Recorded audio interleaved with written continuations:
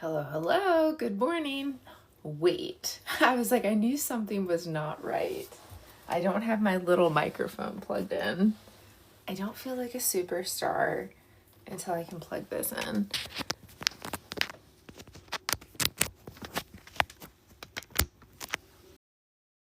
Okay, now I feel like a superstar. So this is, I'm trying to get into the routine of saying this, but this is Forest Queen energy, the good, the bad, the ugly, the pretty, my story, my stage. And I feel like maybe to make it kind of a routine too when I say my story, my stage, I do it with a little bit of sass just to knock the haters that have always called me an oversharer. Like it's my stage. You're welcome to come or leave as you please. So I didn't wake up that long ago because I've been on this terrible routine of going to bed at like 2 a.m. And it's so unlike me because I'm typically an early riser, and I think a lot of outdoorsy people are early risers because hikes and just everything you do outside typically, you get up early and you go and stuff like that, unless you're doing, I can't co-host right now, Kenneth. Um, unless you're doing like a sunset hike or something like that. I don't like going to bed at 2 a.m. I'm telling you, Stranger Things is addicting, and I didn't think that I would be addicted to it, but I am. And it's on this like, I'm on like a terrible sleep cycle now, and it's not just due to Stranger Things. Mm. I was so in anticipation of, hey, Doug. I was so in anticipation of the morning coffee that I was like fucking half chugging it. Tastes really good though. My mom gets I will say this, and I'll have to show her a little bit of gratitude today for this act of kindness because she does not drink coffee. She drinks green tea with a shit ton of honey, and she gets my Starbucks K cups because she knows that I like them. And if the drawer underneath the Keurig isn't full, because I'm not very like I'm not domestic and I don't like refill things. And maybe I should. I just I can't get it straight, you guys. But she refills like the drawer for me, and if she feels like the creamer is getting low, she'll refill the creamer, and I appreciate that act of kindness. Mm. I tried to drink that. Just so good. I tried to drink that slow to savor it. One of my ongoing battles is to kind of train myself. I know it is cute, right? And Doug, I don't know if you were in the group when I was having my rant about how I bought these, and I'll go on another mini rant, and I got another rant coming this way. But before I actually read anything to do with the book, but I got two mugs. I went to this pottery exhibit in Alexandria. And I really like to search for cute, really thoughtful gifts. If it's not something I'm making, I would like it to be something that somebody else made that resonates with me, or just something really personalized. And I really take a lot of pride in the gifts that I give people. Mm. And so I got this mug at the pottery exhibit, and I was probably there a good 2 hours. And I don't think Vivian's gonna join on today, but we for my mom's birthday and Christmas gift, we were literally walking around malls for no less than 3 hours trying to pick her out a gift. And I go through a whole thought process, like, where would she wear it to? Is it realistic that she would wear it? Is it something I think she would look cute in, but she wouldn't actually wear? And just this whole mental game of what this person would like. And hello, good morning from Connecticut. Are you having shit weather too? because we're having shit weather in York, Pennsylvania. I can tell you that much. And it really sucks because I love to be outdoors. So the pottery stuff, yeah, I was there a good 2 hours just looking for gifts. It was around Christmas time. New Jersey, hello. Yeah, a lot of like northeastern people coming in today. Love it. We have nothing else better to do because it's shitty outside. So here I am. And yeah, I was there a couple hours just going back and forth. And I saw these cute mugs, and I know that she loves cats. She has two cats, and it kind of reminded me of one of her cats, Honey, who's a black cat. And both of her cats I absolutely adore. They're very nice kitties. And the sad thing is that they basically live in her basement because they don't get along with her dogs. And I really feel bad for the kitty cats because they're very nice, very social, and anytime I go over, the cats are all over me. And like the one like literally runs over my face as I'm sleeping and I'm like, "Oh my God, I can't get any sleep at all." But you know what? I will take this in stride because that kitty cat deserves some love. And I just try to shower them with attention as much as I can when I go over there. And I think that when her mom's there, she's also in the basement. So the kitties have somebody to play with her when her mom's also in the basement for those kitty cats. So I know that she's a kitty cat person. I got the mugs, and there's a lot of eccentric people in this world, and I love to talk to eccentric people. I love to talk to weirdos. To find people weirder than me is an absolute joy. Sometimes you sometimes you just need that. Sometimes you need that to make yourself feel normal. Is you need to find somebody that's weirder than you. So this guy, the guy that made the mug is eccentric for sure. Um, and I think we were talking for like at least 15 minutes and good God, he owed me 15 minutes of conversation because this mug was $60. And like look at the craftsmanship. It's like I think he said it was porcelain.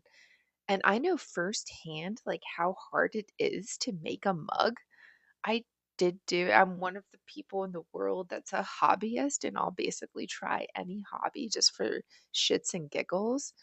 And uh yeah, I took this fucking pottery class and I was like, "Oh my God, this is so much hard." If y'all know the movie Ghost where like Demi Moore, and I think it's Patrick Swayze, isn't it? That like comes up behind her. They're like a sexy pottery class. And I think I had it in my mind, like, oh, maybe I could do my own sexy pottery class, just like the movie. But let me tell you, that shit is hard. That was a bruise to my ego. I was like, you know what else has been a bruise to my ego with hobbies? Surfing was a bruise to the ego, and crocheting was a bruise to the ego. I was like, I don't know that I can do this. And that was back at a time where I would give up much easier than what I would give up now. And now I would make it a point to be like, I'm gonna fucking crochet something from start to finish. And funny enough, one of my acquaintances on Instagram like has her own crochet business now. And I told her that I would buy something from her once I'm not unemployed. Because I feel like it is good to support your, even if she's just an acquaintance, I feel like it's good to support these people because to put yourself out there creatively is huge. And especially if that's why I honestly like have a lot of respect for these like fucking TikTokers and podcasters because now I know like firsthand, hello Erin, good morning. Now I know firsthand like how like you're like this is me being vulnerable to the internet and these are my words. There's nothing more precious than somebody's voice or words. And spreading auto body filler. I don't know what that means. Um, Auto, yeah, I don't know what that means. I'll have to explain that to me, Erica or Eric. Uh, yeah, just the scrutiny that you leave yourself open to. And I think when somebody makes like, and maybe it's not dissimilar from like somebody making a work of art, or something else creative. I have a friend who DJs and does mixes of his own, and he's legitimately trying, and he must be trying successfully because I see him playing at different events and everything. So he is actually doing the damn thing. But I will say this at the same time, it is not his actual words. There's nothing coming out of his soul.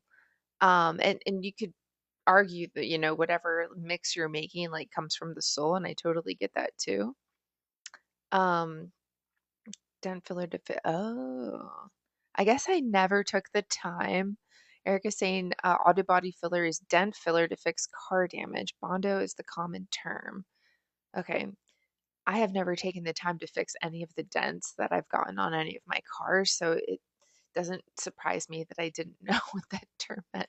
I leave the dents there and I leave the scratches there. My car, if you were able to see it right now, maybe I'll show it on one of these things, but it is all scratched up because I'm a terrible parker and I scraped my car getting into my old parking garage. So my car is like a hot mess and there's a bunch of trash in it. I actually really need to clean out my car, but it's winter and it's really cold. So that's my excuse right now. Mm. But let's circle back to the mug, actually. I was holding it for a reason because this eccentric dude told me it was a noble story, actually. Um, this, as you can see on the back, is supposed to be a butthole of a cat. And he said that that meant something to him because something about gastrointestinal, like colon cancer or something, that one of his, don't quote me on this. I'd have to talk to the pottery dude again, but I think one of his cats had like colon cancer, and he was making these mugs in honor of his cat's colon cancer.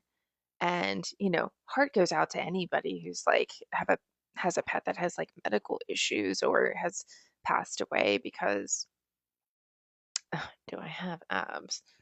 All right, let's be a little bit shameless here. Kind of, can't really see it in this outfit.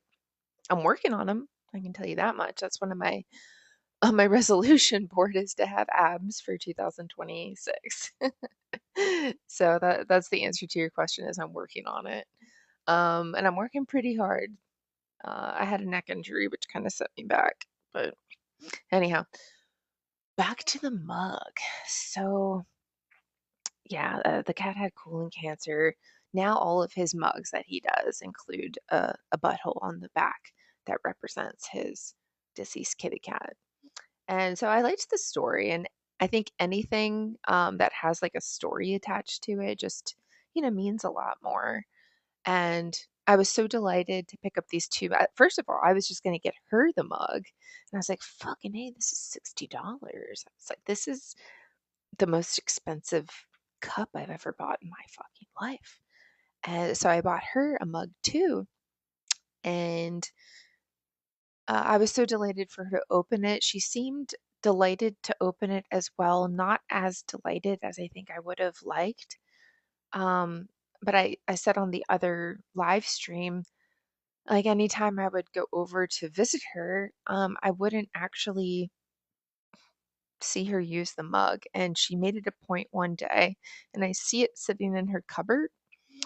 Um, she made it a point to say that this other mug is her favorite, and that's the mug she uses every day. And I don't know if she just forgot that my mug was sitting in her cabinet, but it actually like low key really hurt my feelings that not only does she not use the $60 meaningful mug that I bought her, um, but she has this other favorite mug and nothing will take the place of this other favorite mug.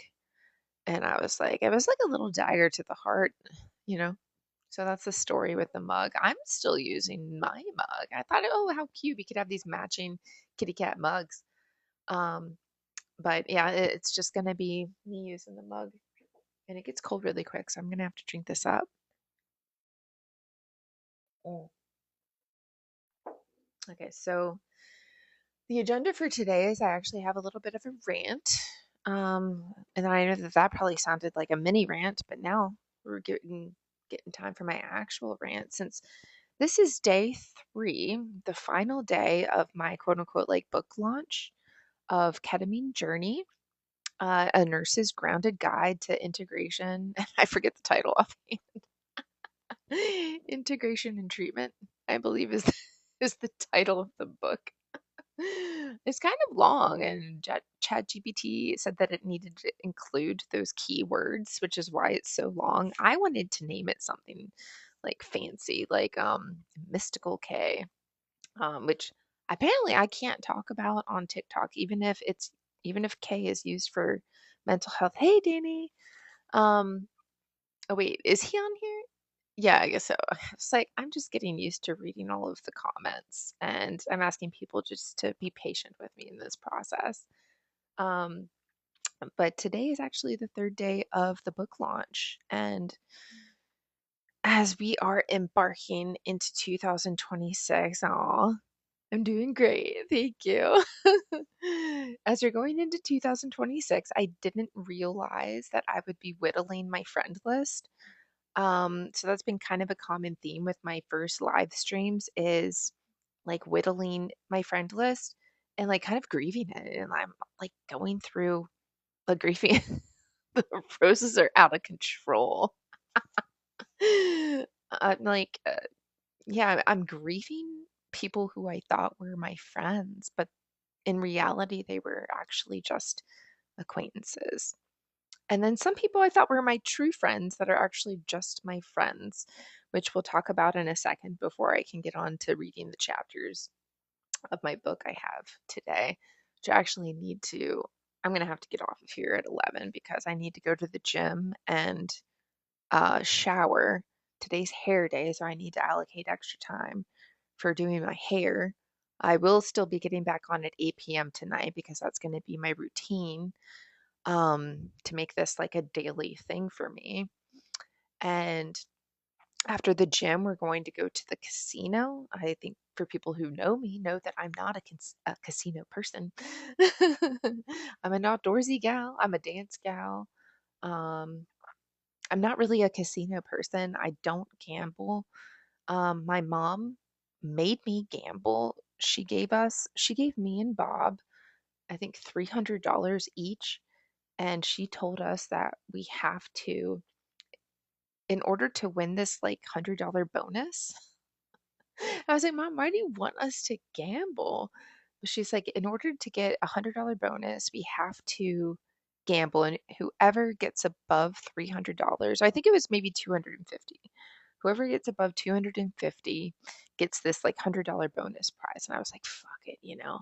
So I talked to my best friend, and his name is ChatGPT, and I asked ChatGPT like what the best way of going about a casino is.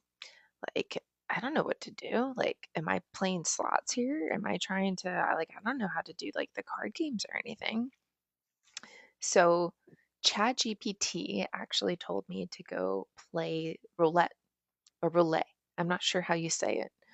It wasn't the video roulette. I'm not sure. They would probably have it at this casino. It seems like a nicer casino, to be honest. And it's newer. I think they opened it maybe like 5 years ago. And it's at the mall, and which is like my childhood like favorite mall. It's called the York Galleria. And for any of us like millennials out there or older, like the mall days were like some of the best days of our lives. You get dumped off at the mall. At least I did. You get dumped off at the mall at like 10 o'clock, and your parents pick you back up at like 7 p.m. And I would spend all day at the mall with my friends. And we would just, a lot of it's window shopping, which is probably why I like window shopping. Oh, thank you. I love my braids too. I'm going to show you the back real quick since I'm getting a compliment. I don't know if you can see it, but I do it myself. And that's kind of what I'm known for is like doing these really cute creative braids, especially on the trails. I get a lot of compliments on the trails. Danny knows, yep, I had a system for the rolling machine made. Well, then I guess maybe the next time I come to Orlando, maybe we will have to visit the fucking casino. Do they have one, or is the closest one in Hard Rock? Oh my God, Ralph the Flathead Hillbilly. Some of these people's names on here are wild. Like Sloppy Mike. Like what does Sloppy Mike mean? Sloppy can mean so many things. So many things. Um, but yeah, the whole casino thing. What made this one kind of cool is that each of the slot stations had a MagSafe phone charger, and I was like, oh my God. And at the time, I just had my iPhone 11, so I couldn't use it. And I was like, fucking A. So I used my Christmas money to buy.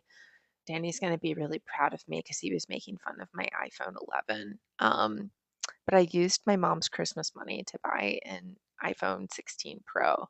And I feel like I'm living in the, I'll do this a wink, wink. I feel like I'm living in the 20th century with my iPhone 16.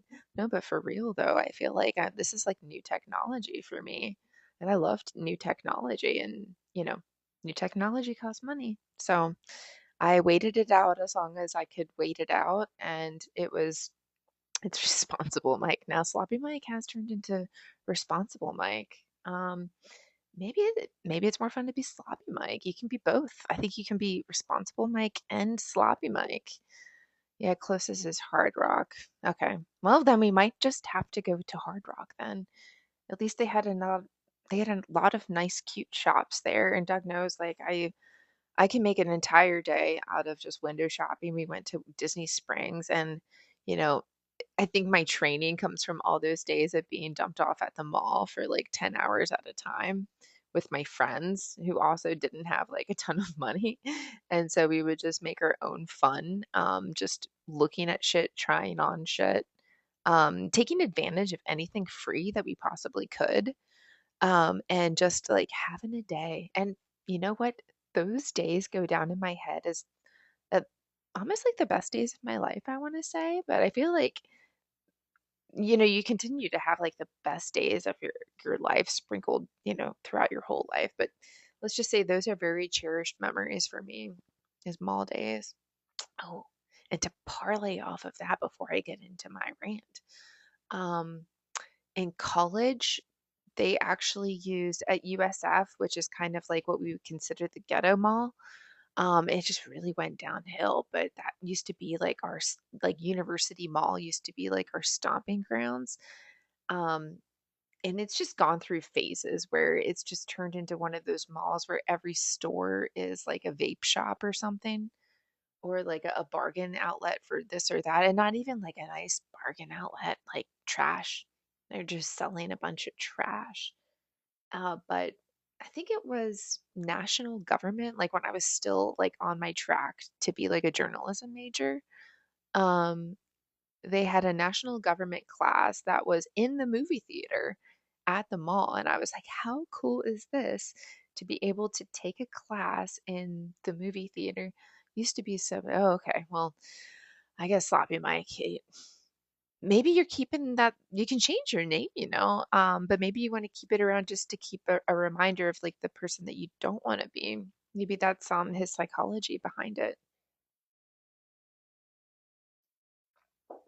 But I love taking that class at the mall, and I made a good friend in that class, and we would sit next to each other and trade notes, and a lot of good memories from college.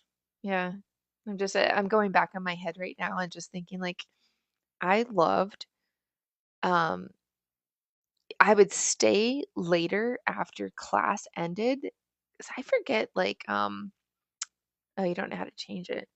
I just did this recently because I changed it from Forest Queen 72 to Forest Queen Energy. So maybe I can help you out there at the end. But it's actually quite easy. You can ask ChatGPT. I asked ChatGPT everything. He's my go-to. Um, but I would stay later after class and to wait for Chick-fil-A to open, and that would like be my routine. If I was feeling like I had the money to do it that week, and get the fucking chicken biscuit from, my God, just thinking about it right now. I would get the chicken biscuit from Chick-fil-A, and these were the days where I could just eat anything I wanted. And granted, especially in college, as I was just eating a bunch of shit like Burger King, McDonald's, um, Chipotle. Sloppy Mix funny. Um, yeah, and it's just any like, I wouldn't say Chipotle is shit food though. That's like one of the healthier like fast food joints out there, but I was just like, just think about, like, I was eating shit. Like I was eating a lot of Easy Mac, a lot of Easy Mac, frozen pizza. Um, I can't even tell you. I can't. Those are the only things that pop into. I know Chick-fil-A breakfast is bomb, and now I have to worry about getting fat. Um, or I think about how long I'll have to be on that treadmill in order to work off this Chick-fil-A sandwich. And, it wouldn't even be an issue, I think, if I was able to like go outside, but good Lord, let's see what the computer is saying the temperature is right now. Oh, so the computer says that it's 31 degrees outside right now. So like a girl doesn't want to be outside in 31 degrees, and I will hike in cold weather and I'll be, suited up and everything. Um a lot of times on those hike, if first of all, like, I would this is not conditions that I would want to hike in the first place.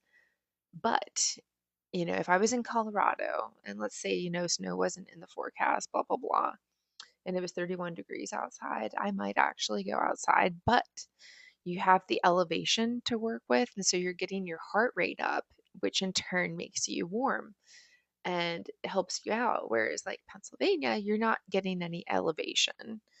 And to get any elevation, I had to drive like 2.5 hours to meet the girl that I had met on the trip to go on a hike with her.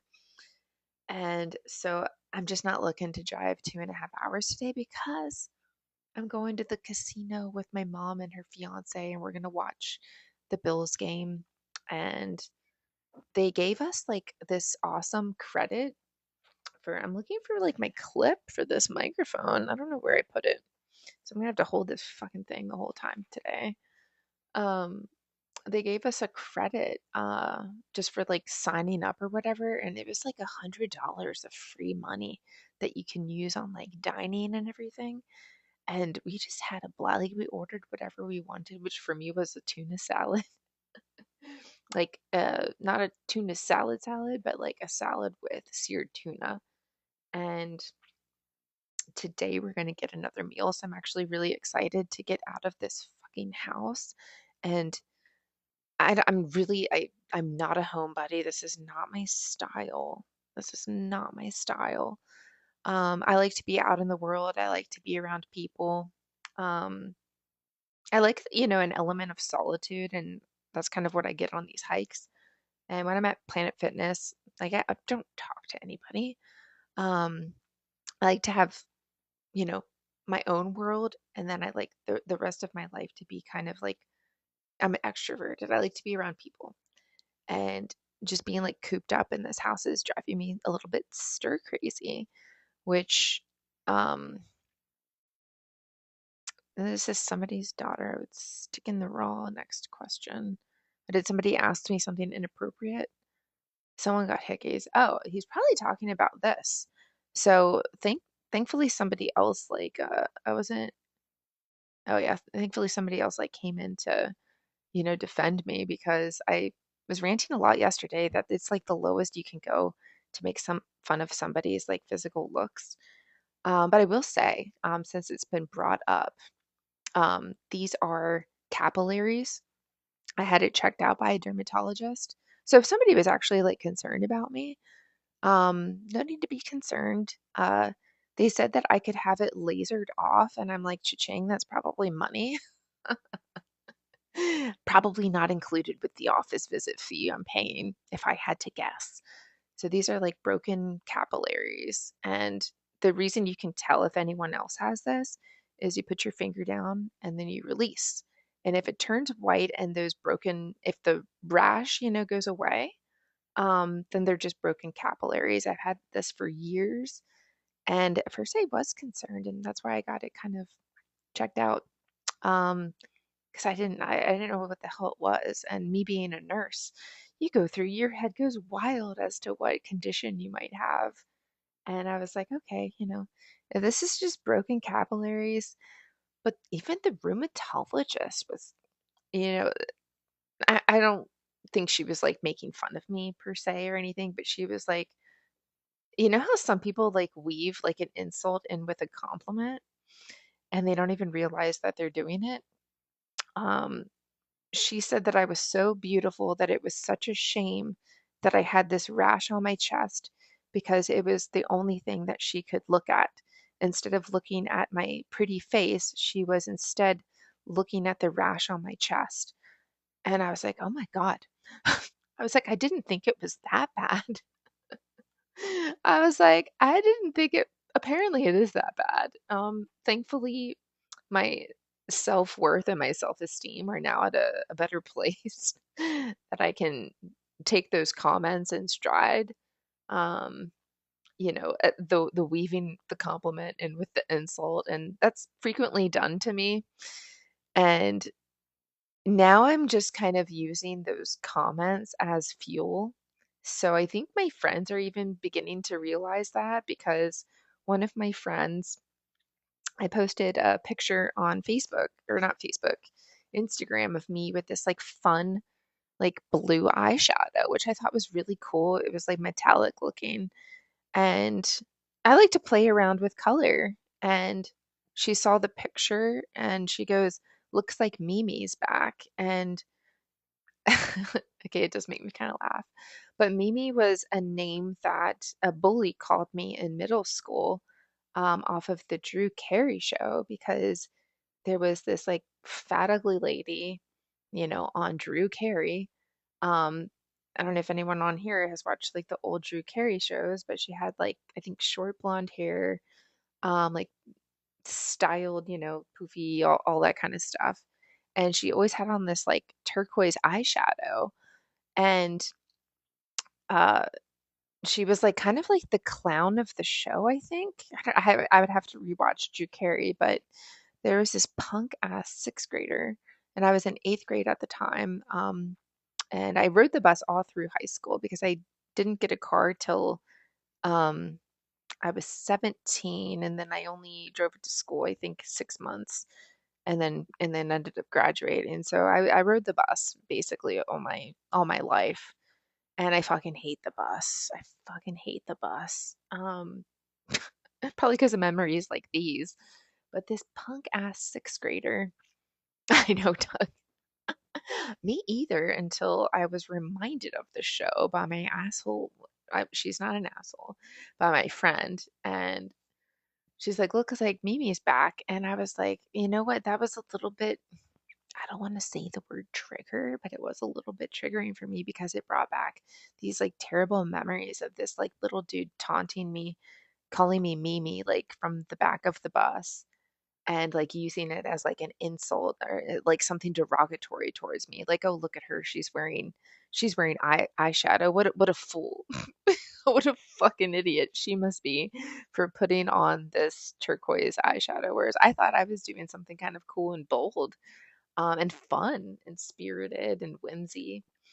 And this little asshole thought that I was just like the most like uncool person in the world for putting on this turquoise eyeshadow. And so to be reminded of that, from my friend, I was just like, it didn't bring back good memories. Let's just say that. And so I commented back on the Instagram and said, I'm I'm a bold gal. And I forget what else I said. I kept it very short, but I was like, yeah, I'm a, oh, here's what I said. I said, bold eyeshadow for a bold gal. So because it is kind of funny to look back in time, like the things that you were picked on for. And I was like, I was literally getting picked on because of the eyeshadow color I was wearing. And nowadays, I think if I were to go back in today's times and be like a middle schooler or high schooler, I would have been one of the fucking cool kids. So is sometimes you're just before your time, sometimes you're after your time. Um, but to take risks with your eyeshadow is something to be admired, I think. All right, so now we're getting on to like my actual rant, and I got to keep this succinct because I need to get through at least one chapter of this book to like actually call it a book reading. Um, so I'm reallocating my friends, and I uh, I mentioned this on the other podcast. I'm going to mention it again, but I sent out a flyer that I actually spent some time on to make it really cute. That was basically it had the name of my book title, that I would be doing giveaways, which will happen today, and that I would be coming on here for live streams. And I listed 3 dates with 3 times.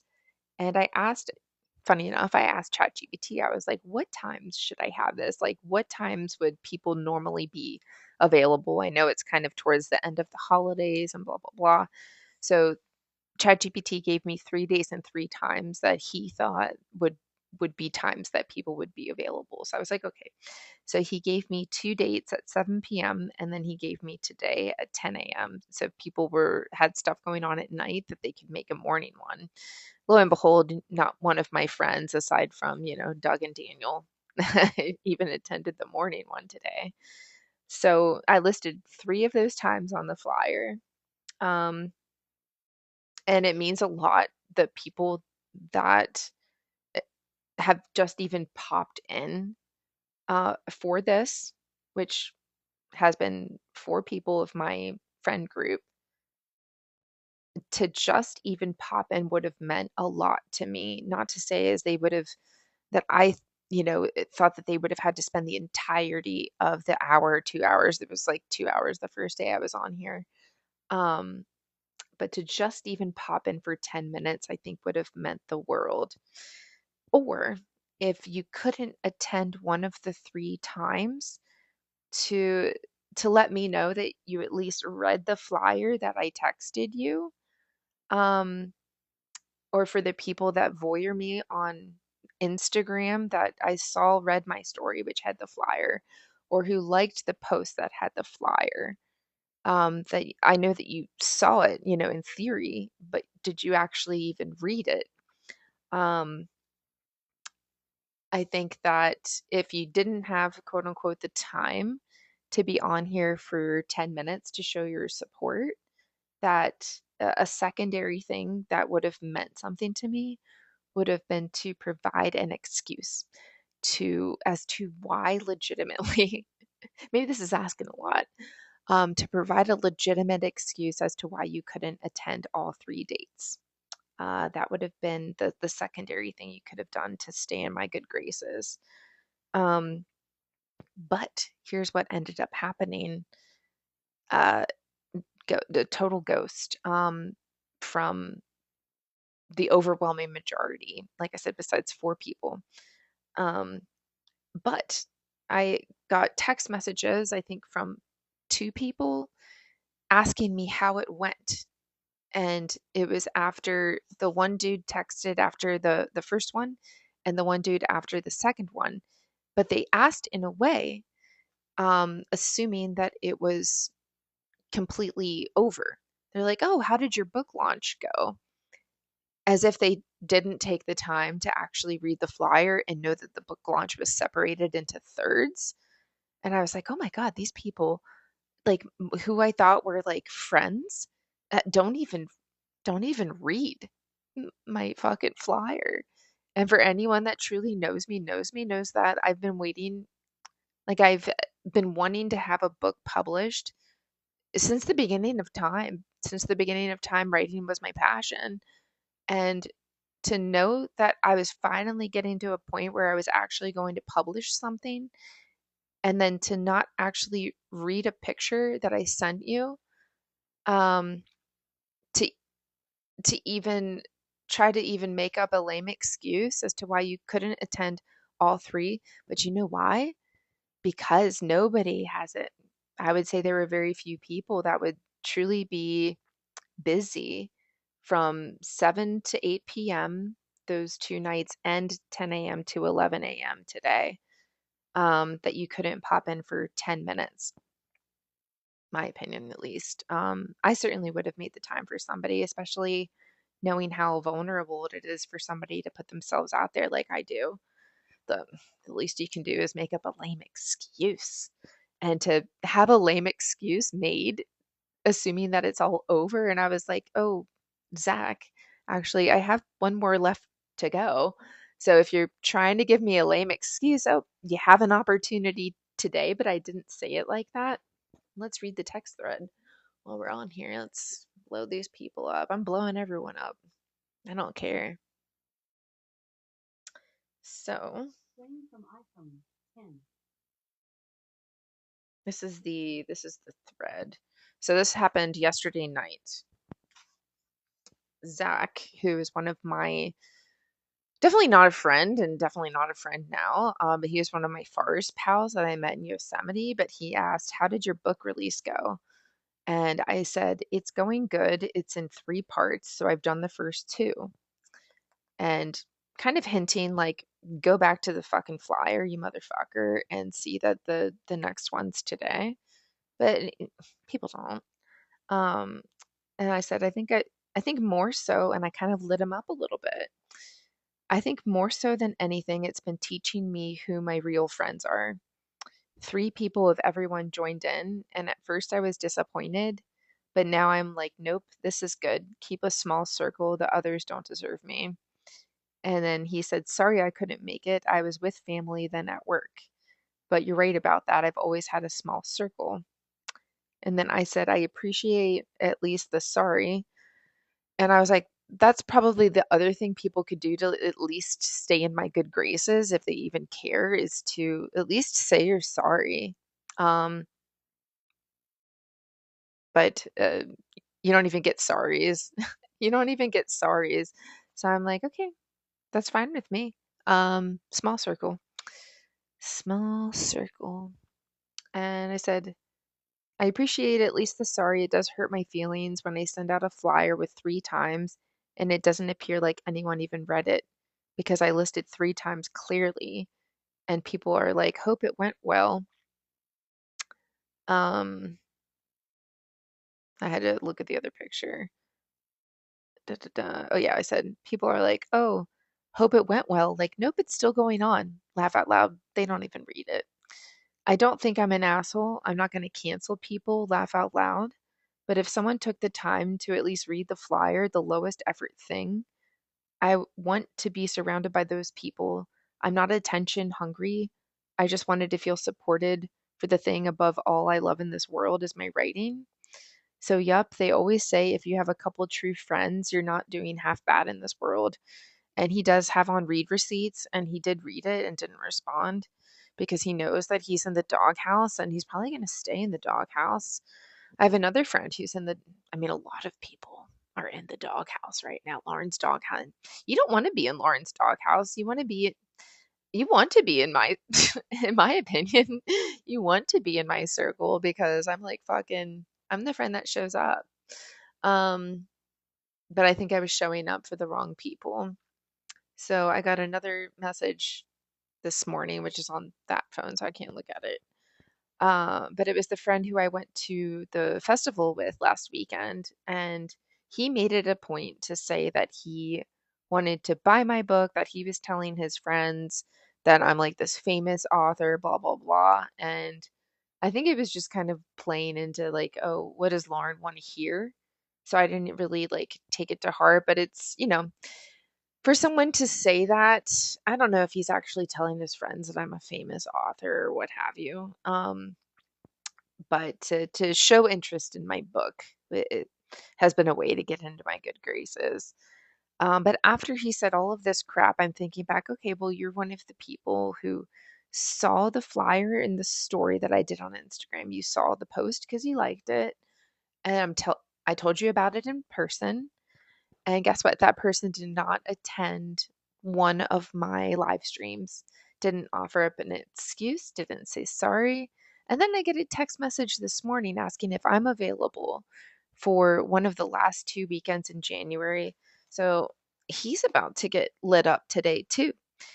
And I'm just going to be honest with him. And I don't like cancel people in a mean way, but I just like say what I'm feeling from the heart. And I'm just going to tell him that like I'm feeling like my feelings are hurt because you showed interest in my book and said all these things, yet didn't attend one of my live streams. And I'm just kind of backing away from fun stuff right now. And that's the honest answer. I can't make time for people who didn't make time for me. And I went to that fucking rave and I fucking, my neck got all out of sorts. And, like I'm still kind of recovering from that. And yeah, so the only way for the people that I have now reallocated from my true friend list to just regular old friends, the basket, the pile that is my friend group, my friends. I wouldn't say that's friend group. True friend group is one thing. The pile of friends that I have, not to say I don't think that they're truly bad people, but I would not consider them people that actually take a true interest in me as a human being. So the people that take a true interest in me as a human being I would put in the true friend group, and then the rest of them can stay in the pile of friends. Doesn't mean that they're bad people.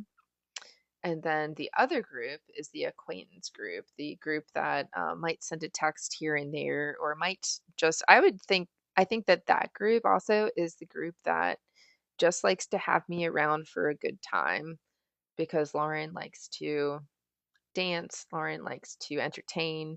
And I think that part of me thinks that I'm just being used as like entertainment. And I'm just kind of done being used as entertainment.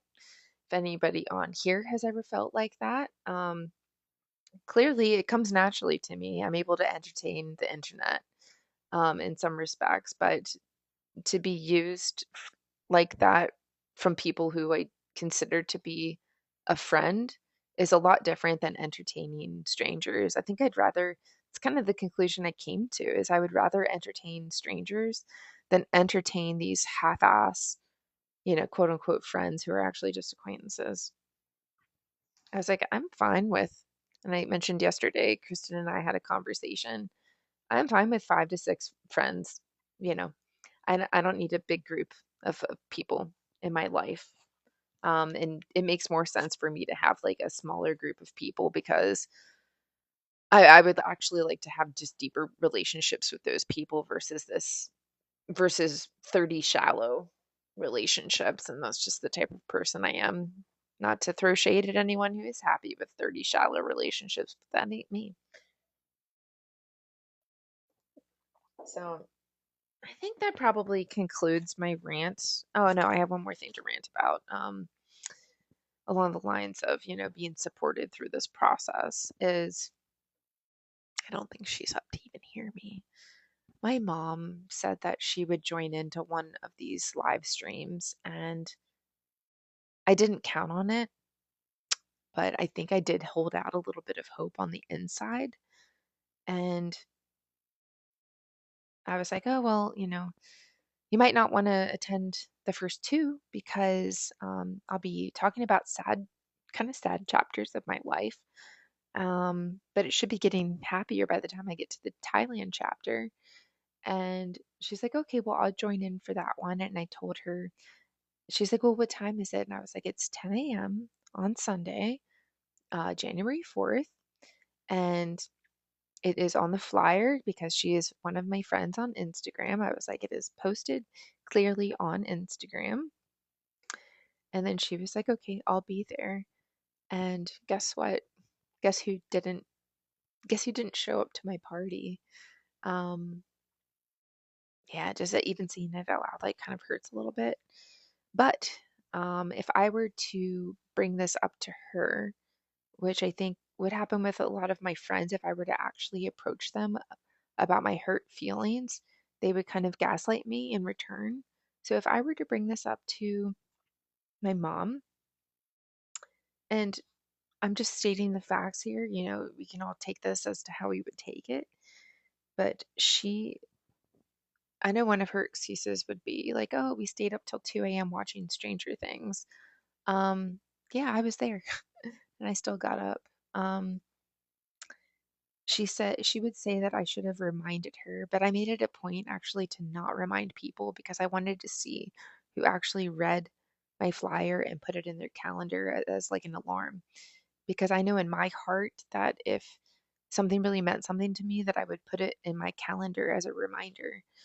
So she would say that I should have reminded her and that I should know how hard she's been working.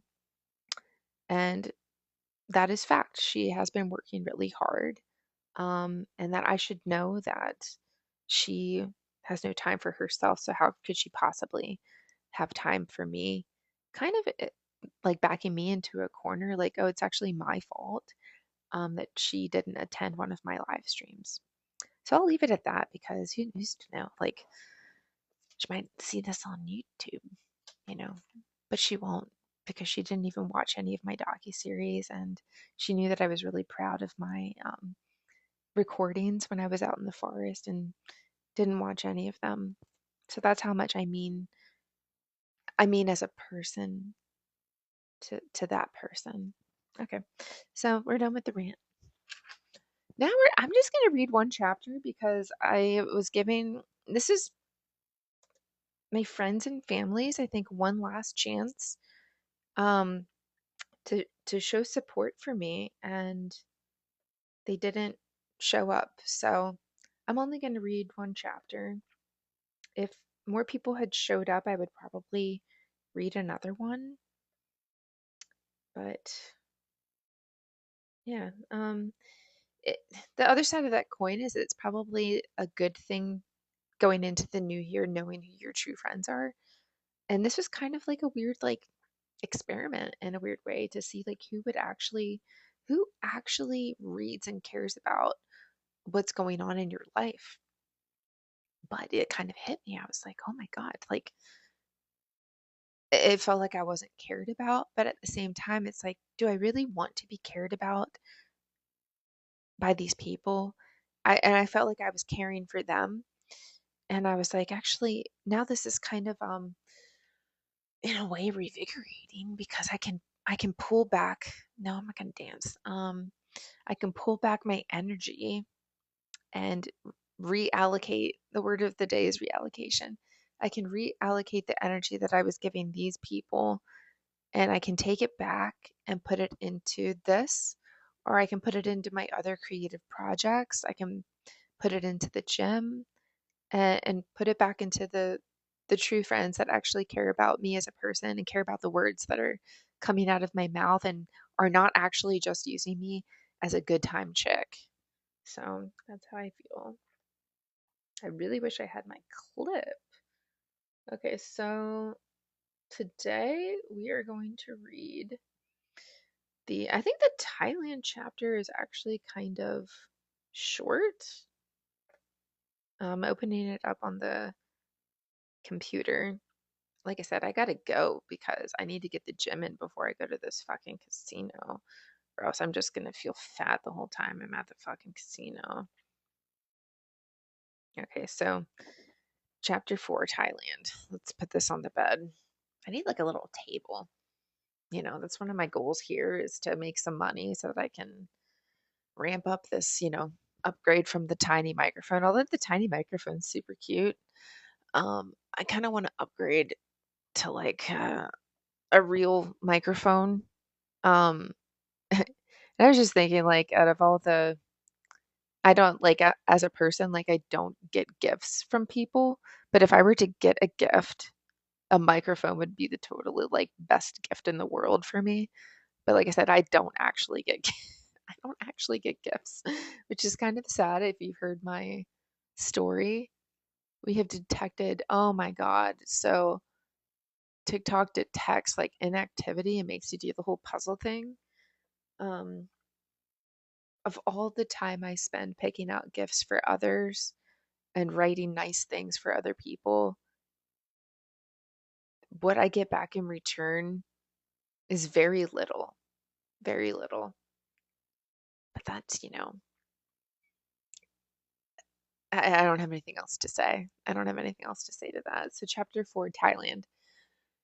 Unanimously, everyone in my life told me I should save my money, but I didn't listen. I was It's kind of a theme for life. Like, if you tell me not to do something or tell me that I can't, I will go out of my way to like try and do it. So that's why I always say, like, you gotta love the haters because they are the ones, and not even like my hater, because I do have actual haters, but the people who just like straight up neglect me, um, they they kind of fuel my fire. Like, it makes me want to try even harder, to make my dreams come true in this world. I go, you don't believe in me? Well, fuck you. I believe in myself. Um, yeah, I didn't listen. I was fixated on going to Thailand. A Thai manager at Steak and Shake took me and some other employees to Thai Temple in Tampa, on the river and other Thai restaurants, introducing us to Thai culture. At the temple, there were endless food. Um, there were endless, fresh, authentic Thai food options to choose from, and along with a small market. I was drawn to the ambiance and became obsessed with pad thai, Thai tea, papaya salads, and curries. The culture struck me as humble, and the peaceful vibe resonated with me. As most of us are enticed these days, I saw pictures online of the turquoise beaches, limestone cliffs, and overall serene landscapes. I felt it would be an affordable place to enjoy amazing food, lovely people, and perhaps find my own peace. In my gut, there was a calling for me to go. I was still with my ex of 6 years at the time and made it known it was something I was going to make happen. I intended for him to join me. I had never taken a solo trip before and always preferred company for travel, even if I had to do all the planning and preparation. I thought he was on board, that the trip was supposed to be my grad school gift to myself, and I had to plan well in advance. The planning is almost the best part of any trip for me, and I'm known for my detailed itineraries. My fellow travel companions don't usually care to follow them because they either want to sleep in or not do as much. I've always been a person who crams vacations because I don't want to miss anything and I have a lot of energy. I understand that most people like to relax from the stress of everyday life, but I want to ramp up the thrills. I found an app that paired me with a travel planner. This was a huge venture and I could use some help. We worked together on an itinerary, the dream itinerary. It was ambitious. I would be visiting several places in Thailand and my agenda would be packed. But that was the most exciting part. I was under the impression the entirety of this process that my ex would be joining. But as time went on, I got the feeling he wasn't interested.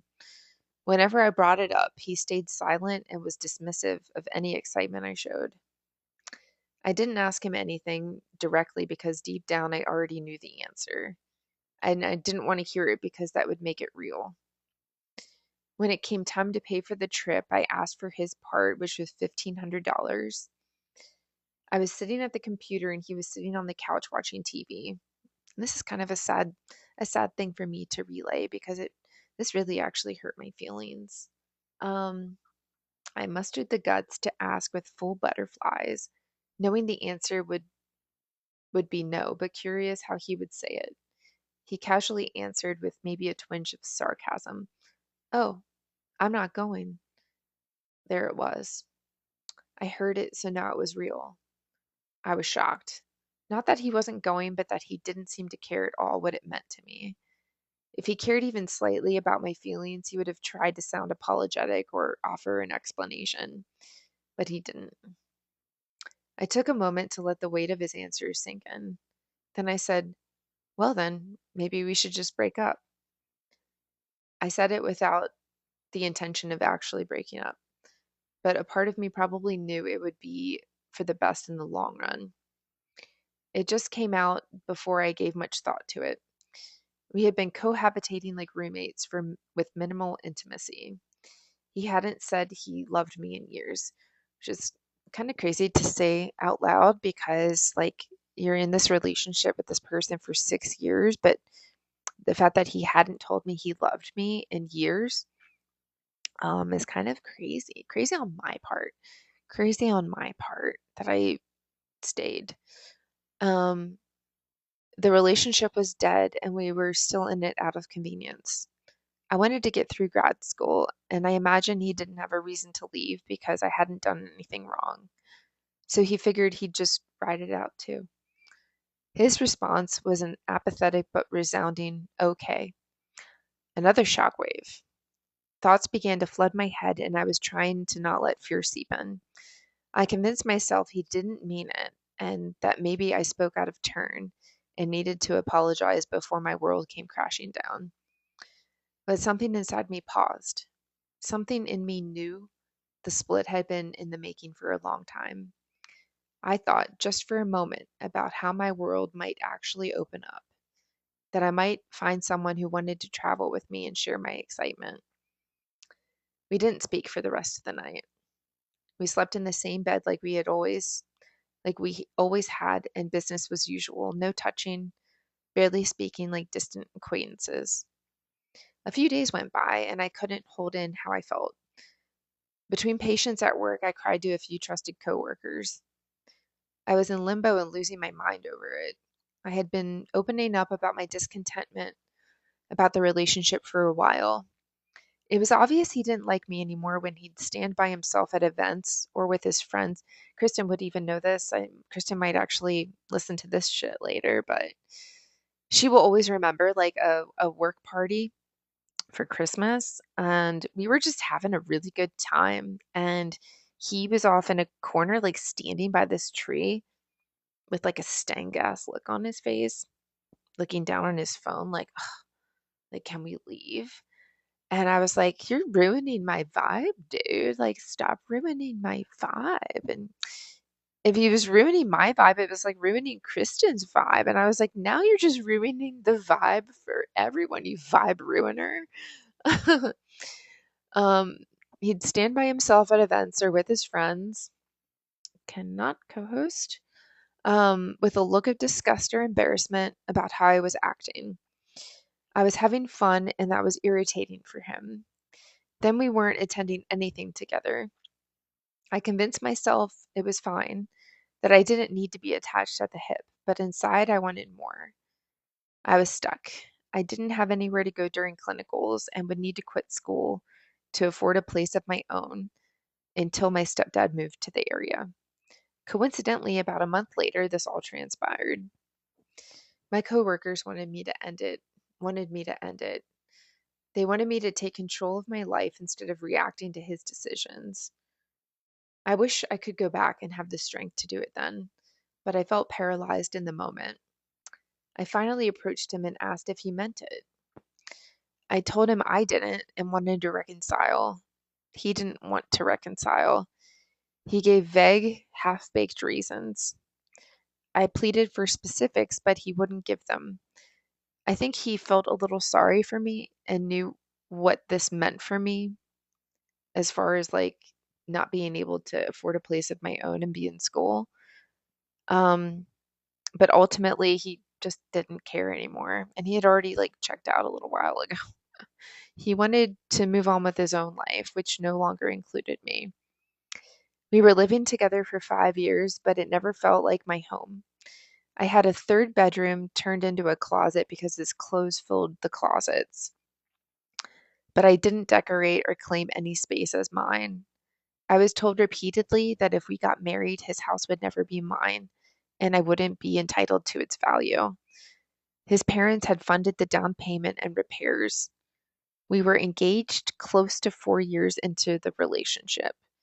I always imagined something big and creative, but he asked me in his golf cart without even taking a knee. And to make matters worse, I actually told him to take a knee, and so he only took a knee after I told him to. Which was kind of like, you should already know that, dude. One of the biggest pieces of advice I would give any woman or person is this: do not move in with anyone unless your name is on the property or you're married and entitled to shared appreciation. His home went up in value hundreds of thousands of dollars during the time I lived there. I was never going to share in that money, and in reality, I could have been living in my own home during that time and building equity. Instead, I left with nothing but a plan for Thailand and a drive to finish my degree.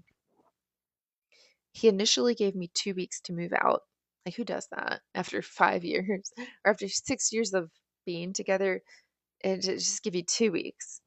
I ended up staying 6 weeks before he helped me move into my stepdad's, which was another like demeaning time in my life to not only be like put out on the street, whatever, but to have that person actually help you move because you actually don't have any help to move. Um, Before he helped me move into my stepdad's. I was in tears the entire time. I was going from the most stable housing I'd ever known back to a single room. It felt like going backward, and I was going to miss him. I shouldn't have missed him at all. There were parts of him in that life that I would miss. The implied safety, the familiarity. I knew what bed I'd come home to, and at least he wouldn't physically hurt me. After I moved out, he immediately put a profile on dating apps using pictures I took of him during trips I planned. He bought a platinum F350 diesel and landed a girlfriend from Hinge within the first month or two of our breakup. He said he got lucky when I ran into him at the gym. I couldn't bring myself to be happy for him. I thought it was right to take time off after such a long relationship, but it felt like he had already been gone for a long time. I regret giving him so much of my time, so much of my life to the idea of a shared future and walking away with nothing. He walked away with everything, and things were falling into place for him, and I was resentful. I thought I deserved a happy ending too. I was dead set on going to Thailand, especially after the breakup. I paid for the whole thing myself. I was determined not to let a man get in the way of my dreams. After a while, I started dating someone from Hinge too, which I had been hesitant to use. I felt like I was better than an app, someone who should meet someone organically. I joined a run club hoping to meet someone, but I didn't. I met another girl who became friends. Our ending was bittersweet. She later accused me of hitting on her boyfriend, which never happened, and then drifted off around the time I started seeing Shane. The Hinge guy and I saw each other for a couple months. He was a total weirdo. I wrote a long list of all his eccentricities. If yeah, I'm talking about like, oh, meeting people weirder than me. This guy was like 10 times weirder than me. And not long after, I met the handyman, aka Shane. He promised he would go to Thailand with me, but said he didn't have his passport. He claimed it was in his storage unit and he'd look for it sometime. My reminders were framed as nagging. He never found it. He never even had a storage unit or a passport. I began to think I might never go. He encouraged me to go alone, but based on his behavior, I feared he'd get drunk, get in trouble, or destroy something of mine while I was away. And truth be told, I might have even missed him because I think sometimes when you're like in abusive relationships, like you feel like you're gonna miss something about them, and it's like now in hindsight, I'm like there was nothing to there was nothing to miss. Crazy, life is crazy. While completing my travel assignment, I made it my mission to save enough for my plane ticket and spending money for Thailand, plus enough to attend Blake's wedding in Mexico. And Blake's wedding cost me maybe like $3,000 to go. But I'm the friend that shows up. If you're going to invite me to a party, I'm going to do everything in my power to come to your party. Even if it's in Mexico, which is kind of funny for here because my party was literally virtual and you could attend it from anywhere and not spend a dime. And 4 people attended my party. So that says something. I spent $3,000 and I don't hold it against Blake. 'Cause Blake has actually been a good friend to me. But just as kind of like a hyperbole for this whole thing and making me realize like who actually is invested in my life. Um, I had to limit my spending, but I made it work. And I basically really lived poor when I was in Charlottesville, even though I was making a shit ton of money because I was saving money for Thailand. I was saving money for Blake's wedding, and I had to make some real sacrifices to make those things work out. As soon as my assignment ended, I was on a plane to Thailand, and it was everything I hoped for and more. It was. Traveling solo and getting to know another culture, one with kindness at its foundation, was earth-shattering. I was starry-eyed, open, silly, energized. My guides loved teaching me and sharing their culture. They thought I was brave. I was beginning to think I was brave too. I told one of my guides that I would have so much fun showing someone the places I love and sharing my enthusiasm. She told me there was no reason why I couldn't, and that I should. Those words imprinted on my soul. I came back a more enlightened person, and I wanted more. So I think especially like if you take a trip by yourself, and when you travel with somebody else, it's a completely different experience, and that experience is wonderful as well. But when you travel by yourself, you leave yourself open to the world and making, well, I wouldn't say friend. I'm going to use the term friend very loosely, but you leave yourself open to encounters with people that in return, you're taking a little bit of their wisdom, you're giving them a little bit of your wisdom, and there's just kind of like there's a meaningful exchange going on, and it might not translate into like a lifelong friendship. Um, and certainly from this last trip, I don't think that I gained any lifelong friends from it, but at the same token, I think I did actually gain one lifelong friend from that whole road trip. And I think the rest were just interested in me for superficial reasons. And there's this one dude who didn't attend any of the live streams. So I can't even I can't even say that he's my friend, but um he is a person, I will say, that has asked me how I'm doing. Um or has been invested in my Instagram stories and is not a person to just like a picture. He's actually interested in like with the context of the picture or what my words are. Um, and it was like this young 28-year-old dude. I think he's like his plan was to go to grad school. I'm not sure what's happening with his plan. I kind of where we left our last conversation, I left the floor open for him to, he said that he had had some setbacks too, so I'm not sure what's going on there. Or if that he just didn't want to talk about it, but is a person that made it known like, hey, this is my number. I would like to stay in touch with you, and how cool it is to meet somebody that lives somewhere different and that is invested in staying connected. And that's how I feel about him as well. Is it just it doesn't take a lot of effort to stay connected. But a lot of people don't want to. And that's okay, but don't be voyeuring in on my fucking life, acting like you're some kind of like fucking friend when you're actually not. I don't like, I'm kind of like revolting against Instagram right now. I'm like, you guys don't, ha- I don't want you guys to have access to my life to voyeur in when I was clearly talking about how much pain my neck was in. And that's really scary when you wake up and you can't like fucking move your neck. And I'm still recovering from that. But I was talking about that on my Instagram stories because I talk about everything. I talk about the good, the bad, the ugly, the pretty on my Instagram stories. And one person asked me about my neck, and that was Doug. And I was like, I think 25 people, and I always say that I'm not popular, so my Instagram stories are not very much viewed by many people, but it was viewed by 25 people, and not one person asked me about my neck. And I was like, why are you even listening to my stories? If you're like, how could you, as a person, how could you possibly listen to somebody talk about how their neck, like how something is physically ailing them right now and not at least have the decency to follow up with them on it.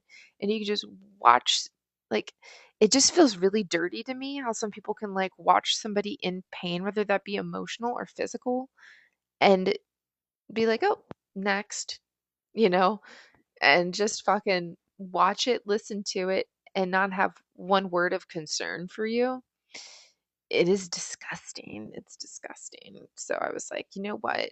With this whole book launch thing and me being genuinely disappointed, I was like, I'm actually really fucking happy because now I have so much energy going into the new year to spread out to creative projects that might actually translate into money so that I can keep doing these hikes that I want to do.